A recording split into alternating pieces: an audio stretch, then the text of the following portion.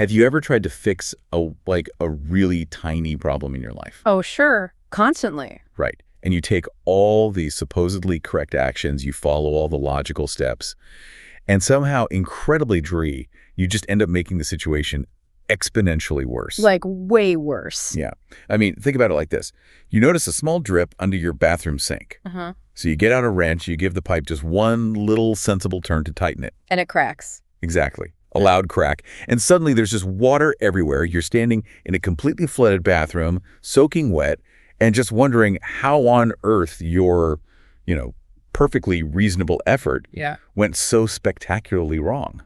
It is honestly a universally maddening experience. I mean, you put in the genuine effort, you follow the instructions, but the outcome just stubbornly refuses to reflect your intentions. Yeah. Instead of fixing the problem, your action somehow it magnifies it. It really does. And, we're looking at a case study today that takes that exact frustration to an absolute extreme. A really wild extreme. Yeah.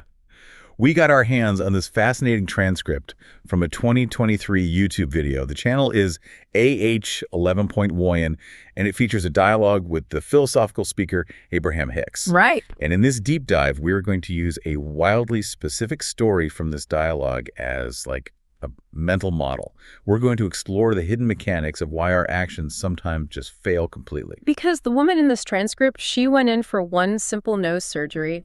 Just one. Yeah, one. And she ended up caught in this grueling multi-year cycle of 5 consecutive botched procedures. 5, which is it's horrifying. It is, but I think just to establish the stakes here early on, while the immediate context of her story is, cosmetic surgery, the underlying framework we are going to extract applies to absolutely anyone listening right now. Oh, for sure. Whether you are navigating a massive career pivot or trying to save a struggling relationship or just aggressively pushing toward a personal goal that keeps slipping through your fingers. Right. The psychological and emotional mechanics at play are exactly the same. Yeah, the framework is universal. So let's look at the reality of what this woman has actually been through. 5 years ago, she goes in for an elective surgery on her nose. Right. And she notes she had a deviated septum, so there was a minor functional issue. But the primary motivation was cosmetic. Right. She wanted to change her profile. Exactly.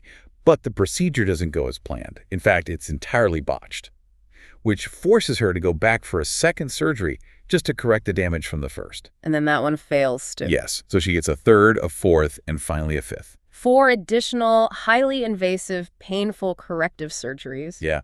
And now, years later, exhausted and frankly traumatized, she's simply asking how she can ever get to a point where she is just satisfied with her own face. It's such a devastating loop to be trapped in. It really is. And this is where the dialogue introduces a philosophy that completely upends the traditional, straightforward way we think about taking action to solve our problems. Okay, lay it on me. So the central argument presented to her is that these 5 surgeries failed because she took physical action without first tending to her emotional and energetic baseline.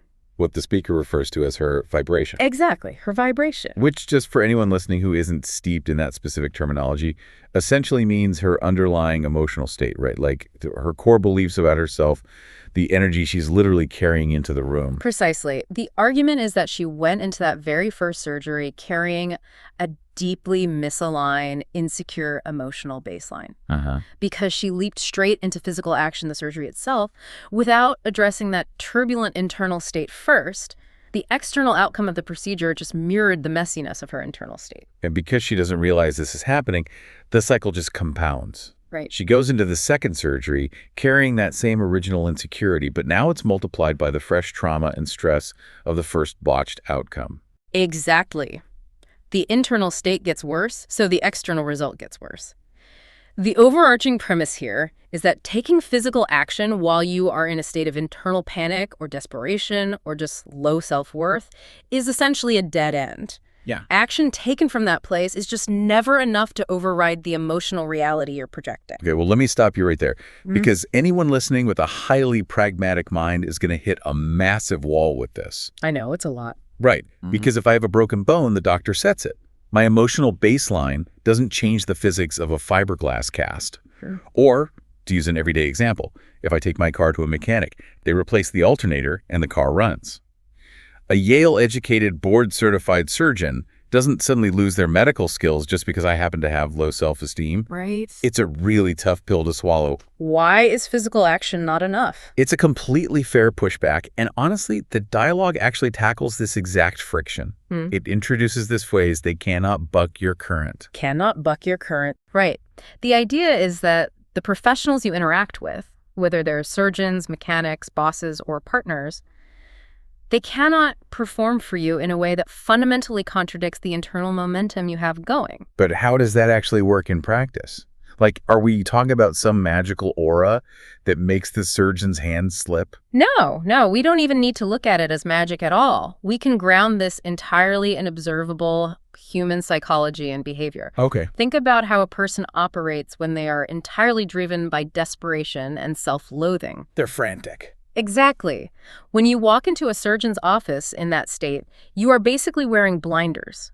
You are incredibly vulnerable to a doctor who overpromises while simultaneously being totally blind to the subtle red flags of incompetence. Oh, wow. That makes a lot of sense. Right. You might unconsciously skip over the meticulous, honest surgeon who tells you the realistic limits of the procedure. Because that's not what you want to hear. Exactly. And instead, you gravitate toward the slick, transactional surgeon who tell you exactly what your desperate ego is craving. Your internal state literally dictates your path through the world. It dictates which resources you find, which people you trust. And ultimately the quality of the outcome. That makes total sense. So the desperation is driving the bus. It's not that the surgeon's skill magically evaporates. It's that her internal state led her directly into the path of the wrong surgeon. Or maybe caused a complete breakdown in communication about what was actually achievable. Right. The mechanic fixing your car might seem like a purely transactional interaction, but your path to finding a competent, honest mechanic, rather than a shady one, that was still influenced by your clarity, your patience, and your alignment in that moment. Exactly. When you are deeply misaligned, you rush. You force things, and you inevitably draw the wrong circumstances toward you. But where is that underlying desperation actually coming from for this caller? Because nobody just wakes up one day, looks in the mirror, and decides their nose is the root cause of all their life's misery. No, there's always a backstory. There's always a backstory, and she shares hers. Her mother passed away when she was very young. Yeah, that's heavy. She grew up essentially alone with her father. She candidly admits she has struggled with profound, chronic low self-esteem her entire life. Right. And the real tipping point for that first surgery wasn't the deviated septum at all. It was the fact that someone made a highly derogatory comment about her profile. And that detail is so important because it allows for an incredibly precise diagnosis of what went wrong here. The dialogue points out that the caller has taken two distinctly different issues and tangled them up into one massive, unmanageable knot. Yes, the difference between the physical and the emotional. Right.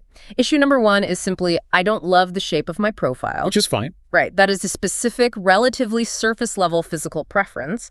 But issue number two is, I have chronic, crippling, low self-esteem. Huge difference. That is a massive, deep-rooted emotional void. Mixing those two things together and expecting a scalpel to resolve both is just a recipe for absolute disaster. It's like trying to cure a migraine by changing the wallpaper in your bedroom. Oh, that's a great way to put it. Right. You are obsessively altering the external environment you're looking at, hoping it will somehow change the internal pain radiating inside your head. You can strip the walls, you can paint them blue, put up new art. But the migraine is still there. Exactly. Because the root cause has absolutely nothing to do with the walls. That is a perfect analogy. She was asking a purely physical procedure to fill a profound emotional void. And the fatal flaw in her reasoning was this underlying belief that if she could just sculpt a nose that every single person in the world appreciated, then she would finally feel worthy. She would finally be satisfied with herself. Right. Which throws her self-worth completely up for grabs. I mean, she is outsourcing her internal validation to the eyes of strangers. And placing your self-worth in the hands of others is notoriously treacherous territory. Because they're unpredictable. Exactly. Because what other people reflect back to you rarely has anything to do with your objective physical reality. If someone approaches you and gives you a negative reaction, or, like in her case, makes a cruel comment about your profile, that action is born out of their own lack of alignment. It's a projection of their own internal ugliness, their own insecurities. Right. But instead of recognizing that the cruel comment belonged to the person who said it, she internalized it as a physical defect on her own face that required surgical intervention. Which guarantees the external fix will fail. Mm. I mean, you cannot cure an internal wound of unworthiness with an external scalpel. No, you really can't. But, this brings up a really heavy question for anyone dealing with long-term baggage. Okay. If her low self-esteem stems from legitimate childhood trauma, I mean, losing a parent, growing up feeling utterly unloved and unseen, how is she realistically supposed to just move past that? That kind of trauma is deeply, deeply ingrained in the nervous system. It is. It really is. And the dialogue offers a radical reframe here. It introduces a massive paradigm shift regarding her entire past. Okay. It suggests that she did not experience this painful, isolated childhood accidentally.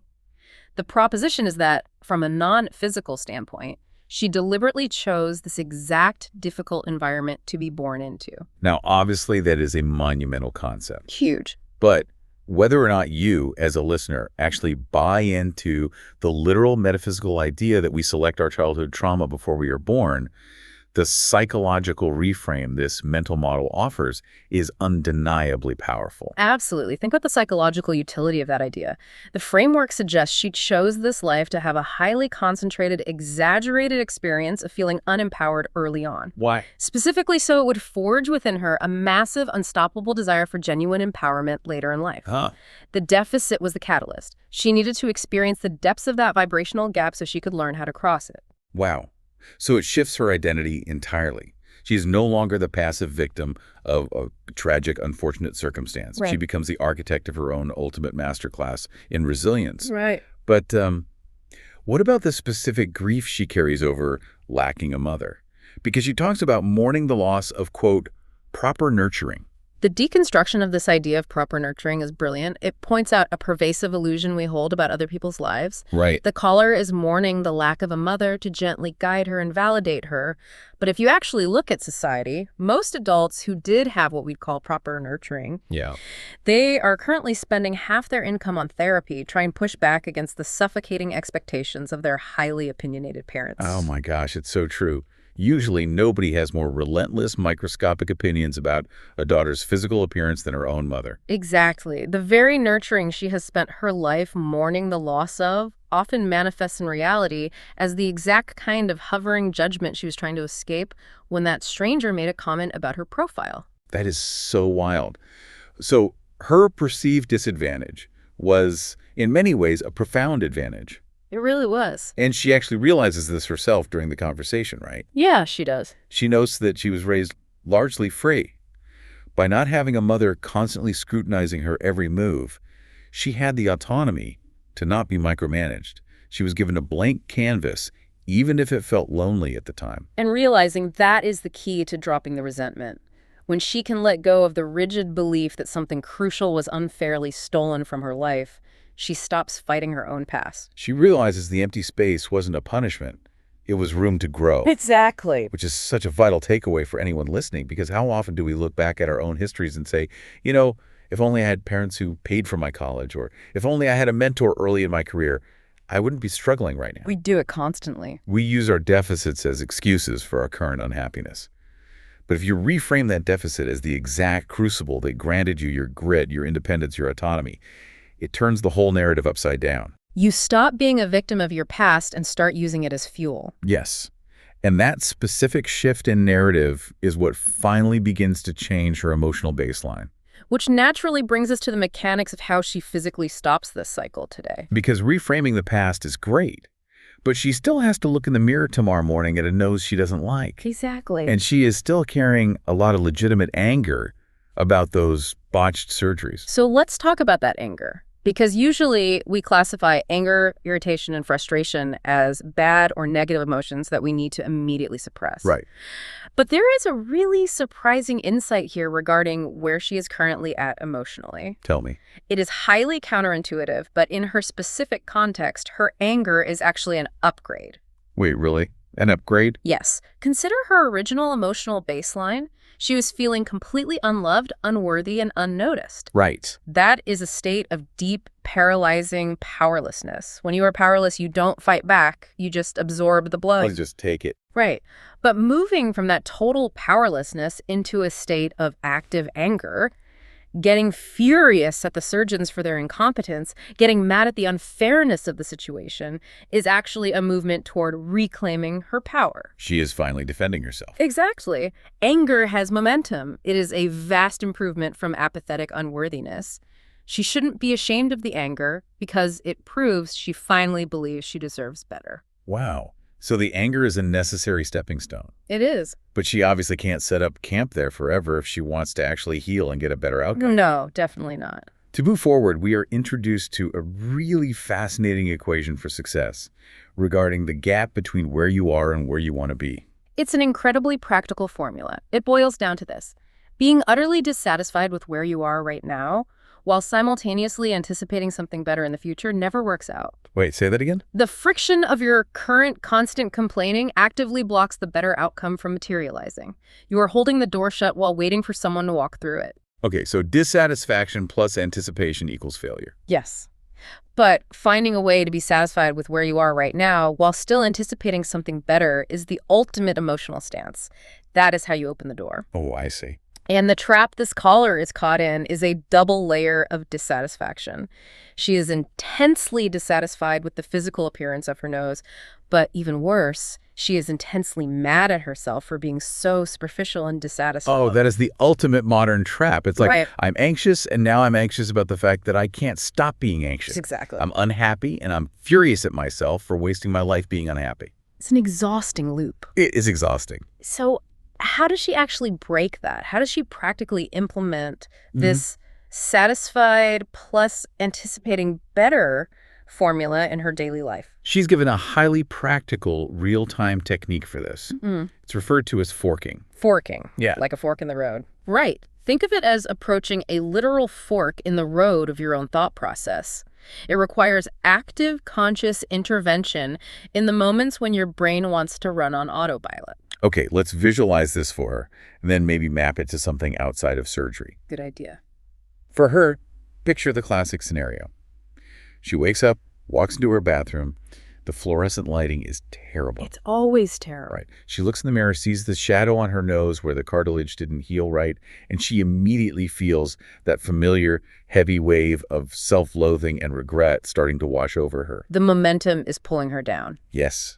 So what is the physical action she takes in that exact second? In that exact moment, she has to recognize she has hit the fork in the road. The negative momentum is pulling her down the familiar, painful path. Right. The technique requires her to physically or mentally hit the brakes. She stops right in the middle of the thought. Just stops. Yeah. She doesn't need to panic or berate herself. She just acknowledges it and says, it is completely natural that my brain is forking this way. I've been practicing this negative thought loop for 5 years. Right. But right now, I am going to intentionally stop, and I am going to force my brain to fork in a better feeling direction. And the crucial nuance here is that she doesn't have to suddenly attempt like toxic positivity. No, absolutely not. She doesn't have to look in the mirror and lie to herself saying, I have the most beautiful, perfect nose in the world. Her brain would immediately reject that lie. Exactly. She bypasses the nose entirely. Okay. She just looks for other things she can genuinely appreciate. She can fork her thoughts toward appreciating her legs for carrying her through the day, or the fact that she has the financial resources to even consider these procedures. Or even just the feeling of the hot water in the shower. Yes, she simply has to consciously steer her thoughts toward genuine appreciation, even if it has absolutely nothing to do with her face. It is about changing the internal channel. And to map this to a non-surgery example, right? Say you are sitting at a job you absolutely despise. We've all been there. You open your email, see a passive-aggressive message from your boss, and you immediately start spiraling into, I hate my life, I'm stuck here, I'm never going to advance. Right. That is the fork. You catch the spiral. Yeah. You stop. And instead of trying to convince yourself you love your toxic boss, which is a lie, you fork toward, I am really grateful I have a paycheck this week, or I am incredibly lucky to have a supportive partner waiting for me at home. You interrupt the mechanism of dissatisfaction. Yes. You break the habit. It is about breaking the habit of chronic complaining. And, this raises a really vital point about the immense pressure we put on ourselves when we are trying to fix our problems. How so? Well, the caller is agonizing over the logistics of a potential sixth surgery. Should she do it? Who should she hire? What if it fails again? But the advice she receives essentially tells her to drop all of that immediately, take the pressure entirely off the decision. The goal right now is not to figure out surgery number 6. The goal is simply to figure out how to feel okay today. Precisely. She is advised to find a way to love the nose she's got just for today. Yeah. Appreciate the resilience her body has shown through 5 recoveries. Appreciate how this immense discomfort has forced her to seek out a deeper understanding of her own psychology. And by simply choosing to feel a little bit better with the flawed reality she has today, she stops the frantic desperation. She cleans up her internal baseline. Yes. And only from that place of calm, from a clean, secure emotional foundation, will the next correct action reveal itself. Right. Whether that inspired action is finding the perfect surgeon for a 6th try or simply realizing she no longer cares and walking away entirely, it will finally be the right move. Because it won't be driven by panic anymore. Man, this has been a really illuminating exploration of a very intense scenario. Let's pull back and just recap the core mechanisms we've uncovered. Sure. We saw how aggressively taking massive physical action without first checking your emotional baseline is basically a guarantee that you will repeat your most frustrating cycles. Yeah. We explored how external fixes, whether it's a scalpel, a new job, or a new city, can never, ever cure internal voids like low self-esteem. They just can't. And we discussed how radically reframing our past trauma, viewing them not as unfair deficits, but as the exact training grounds for our autonomy, allows us to stop fighting our own history and find satisfaction in the present. And finding that baseline satisfaction is the entire game. It is about having the self-awareness to catch yourself at that fork in the road every single day. Right. And consciously choosing the path of appreciation over the well-worn path of spiraling dissatisfaction. So as we wrap up, I want you to hold a mirror up to your own life right now. Where are you currently scheduling your own metaphorical surgeries? That's a great question. Are you jumping frantically from one romantic relationship to another, convinced that the next partner will finally make you feel secure? Are you constantly changing jobs, hoping that a different desk in a different office will magically cure your imposter syndrome? Yeah. Are you taking all of this massive, exhausting action without ever pausing to check the emotional desperation driving it? It is a profound and sometimes uncomfortable self-audit to do. Truly. And I want to leave you with one final, deeply thought-provoking concept from this dialogue to mull over.